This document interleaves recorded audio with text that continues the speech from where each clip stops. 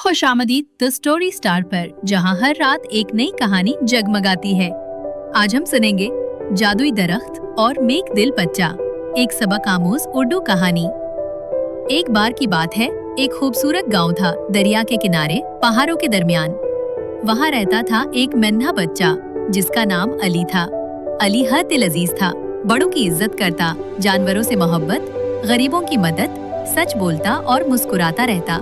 लोग कहते थे ये बच्चा छोटा है मगर दिल बहुत बड़ा है। एक दिन अली खेतों की तरफ जा रहा था तो रास्ते में उसे एक पुराना सूखा दरख्त मिला। दरख्त की शाखें टूटी हुई थीं, पत्ते उड़ चुके थे और परिंदे भी नहीं आते थे। अली को तरस आया। अली ने अपनी पानी की बोतल निकाली और थोड़ा पानी दरख्त की जड़ों में डाला।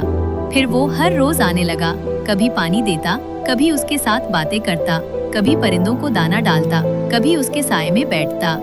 दरख्त खामोश रहता मगर अंदर कुछ जागने लगा था।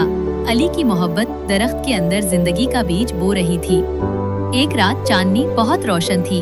अली दरख्त के नीचे बैठा हुआ था। तब अचानक दरख्त से रोशनी निकलने लगी। दरख्त ने पहली बार नरमी से बात की। अली, तुमने बगैर किसी लालच के मेरी खिदमत की, अब वक्त है तुम्हें इनाम मिले। अली हैरान, इनाम? दरख्त ने कहा, एक ख्वाहिश करो, लेकिन सिर्फ ऐसी जो किसी और के फायदे के लिए हो।